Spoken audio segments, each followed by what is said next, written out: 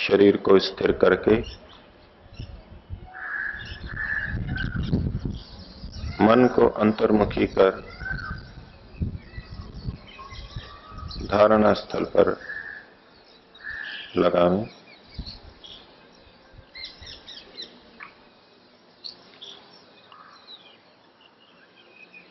ईश्वर को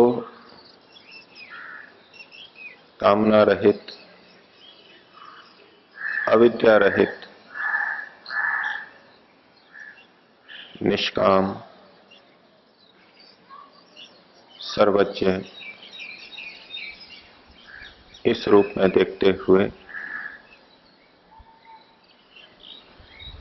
3 बार ओम का उच्चारण करेंगे। श्वास भरें।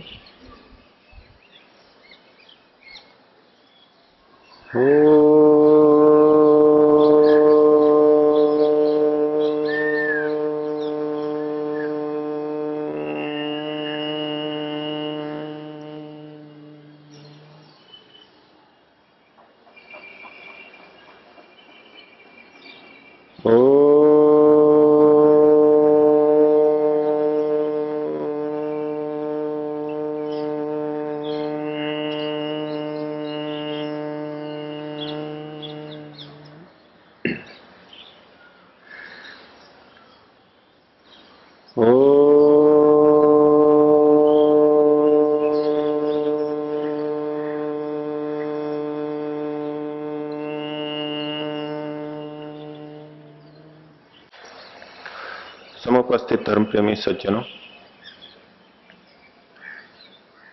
कठोपनिषद का उपदेश समाप्ति की ओर है।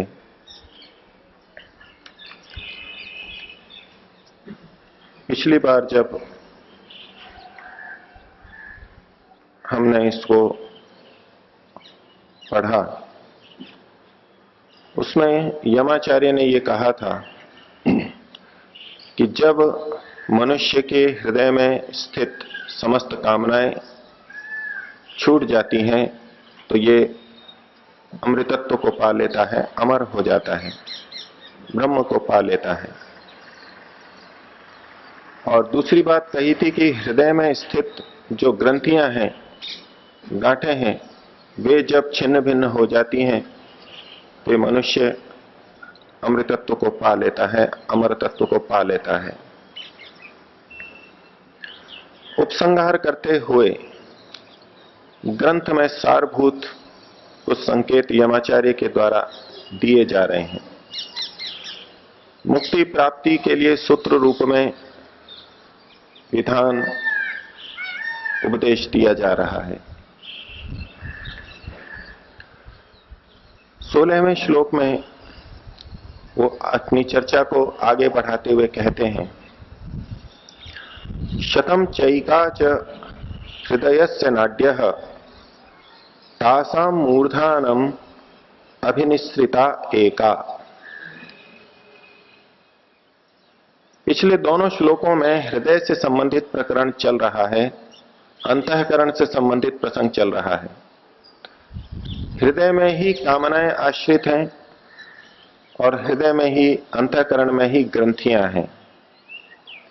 और उसी हृदय से संबंधित कुछ बात आगे कही जा रही है। कहा, शतम च एका च हृदयस्य नाड्यः। हृदय की 100 और 1, ये इतनी नाड़ियां हैं। 100 नाड़ियां और 1 नाड़ी, 101 नाड़ियां हैं हृदय में। तासाम, उन नाड़ियों में से, मूर्धानम अभिनिश्रिता एका, एका मूर्धानम अभिनिश्रिता, एक नाड़ी है जो मूर्धा की तरफ निकलती है, ऊपर की तरफ जाती है। इन नाड़ियों का वर्णन क्यों किया जा रहा है तो उसका उद्देश्य बताया अगली पंक्ति में कि तया ऊर्ध्वम आयन अमृतत्वम एति। ये जो 101 नाड़ियां हैं उसमें से जो एक नाड़ी है, 101वीं नाड़ी है, जो कि ऊपर की तरफ जाती है, तया उसके द्वारा ऊर्ध्वम आयन ऊपर की ओर गति करता हुआ जाता हुआ ये मनुष्य अमृतत्व में थी, अमृतत्व को पा लेता है, मुक्ति को पा लेता है। और बाकी नाड़ियों से क्या होता है? तो कहा विश्वं अन्य उत्क्रमणे भवंती। अन्य अन्य जो नाड़ियां हैं वे उत्क्रमणे, उत्क्रमण के समय, जिस समय जीवात्मा शरीर को छोड़ता है, तब विश्वं भवंती, इधर उधर ले जाने वाली होती हैं। इधर उधर से तात्पर्य है विभिन्न इतर योनियों के अंदर ले जाने वाली होती हैं, विभिन्न शरीरों में ले जाने वाली होती हैं। तो हृदय से 101 नाड़ियां निकल रही हैं, उसमें एक नाड़ी है जो मुक्ति की तरफ ले जाती है, और बाकी 100 नाड़ियों से अगर व्यक्ति निकलता है तो वो विभिन्न पशु पक्षी, कीट पतंग, पेड़ पौधों, इन योनियों के अंदर जाता है। ये एक अर्थ, प्रचलित अर्थ आपके सामने रखा। अब ये 101 नाड़ियां क्या हैं? हृदय का बहुत सा वर्णन आधुनिक चिकित्सा शास्त्र, शरीर शास्त्र, शरीर रचना विज्ञान और शरीर क्रिया विज्ञान के द्वारा उपलब्ध है, लेकिन उनमें इस प्रकार की कोई संगति हम नहीं लगा पाते कि हृदय से कौन सी 101 नाड़ियां निकल रही हैं और एक नाड़ी ऊपर की ओर मूर्धा की तरफ जा रही है। ये एक अनुसंधान का विषय है, ये कौन सी 101 नाड़ियां हैं।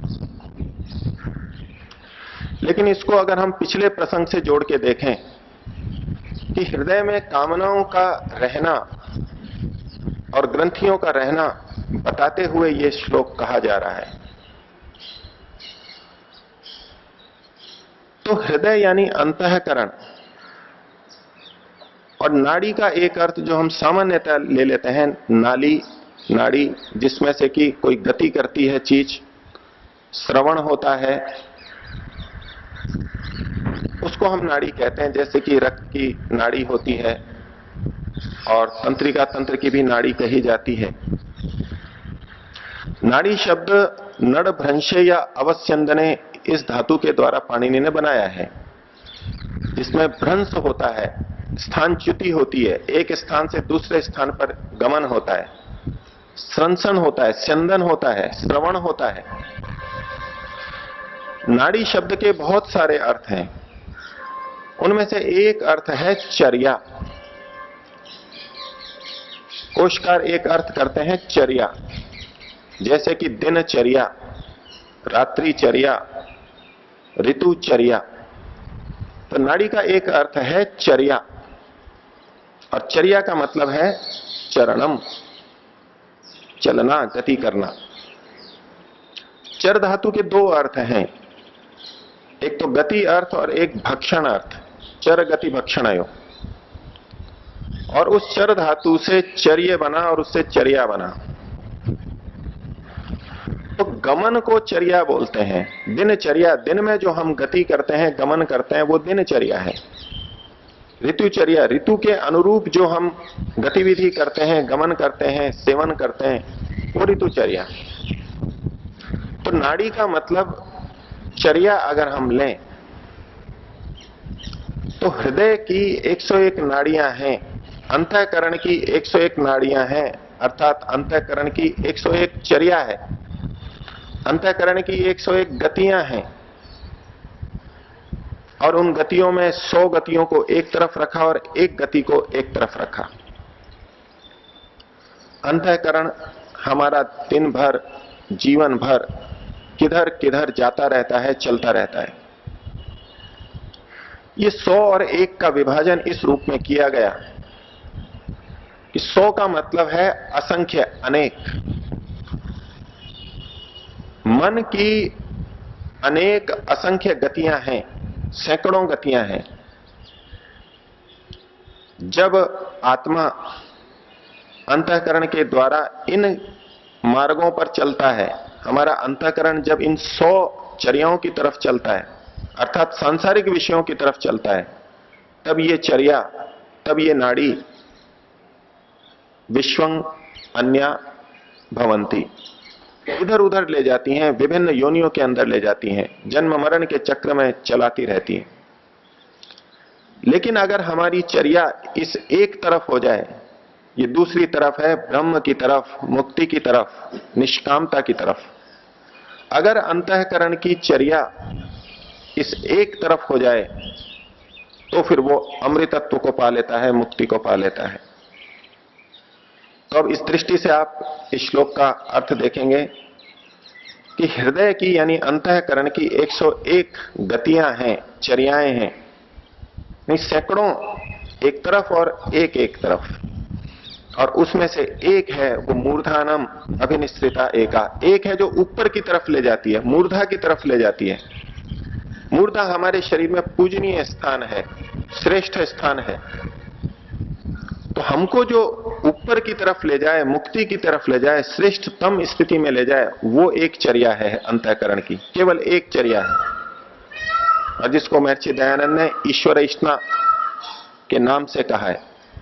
लौकिक ऐष्णाएं समाप्त हो गई और ईश्वर की ऐष्णा हो गई, ये एक नाड़ी है, एक चर्या है। और जो इस नाड़ी के माध्यम से निकलता है, इस प्रकार की कामना से युक्त होकर के जीवन जीता है और मृत्यु को प्राप्त करता है, वो अमृतत्व को पा लेता है। और बाकी इधर उधर जिसकी चर्या चल रही है, अंतःकरण इधर उधर लगा हुआ है, तो वो ही कामनाएं उसको भिन्न भिन्न योनियों में, भिन्न भिन्न जन्मों में पहुंचा देती हैं। तो यमाचार्य एक संकेत दे रहे हैं कि अपनी चर्या को केवल एक तरफ ले लो यदि मुक्ति को पाना है। निष्कामता से युक्त होकर ईश्वर की प्राप्ति के लिए ही अपने चर्या को, अंतःकरण को, उसकी गति को लगा करके रखो। अब ये कैसे करे व्यक्ति? इन 100 तरह की नाड़ियों में मन की चर्या सतत चल रही है, और ये चर्या 3 ऐष्णाओं से युक्त होकर के चल रही है। शरीर से संबंधित ऐष्णाएं हैं, इच्छाएं हैं, लोक से संबंधित हैं, परिवार से संबंधित हैं, विभिन्न ऐष्णाएं, इच्छाएं हैं। तो उसका भी सूत्र के रूप में समाधान अगले श्लोक के अंदर दिया। वो कहते हैं 17वें श्लोक के अंदर, अंगुष्ठ मात्रः पुरुषः अंतरात्मा सदा जनानां हृदये सन्निविष्टः। ये जो अंतरात्मा है, जीवात्मा है, अंतरात्मा पुरुष है, जीवात्मा नाम का जो पुरुष है, चेतन तत्व है, वह सदा जनानां हृदये सन्निविष्टः, मनुष्यों के सदा हृदय में स्थित है।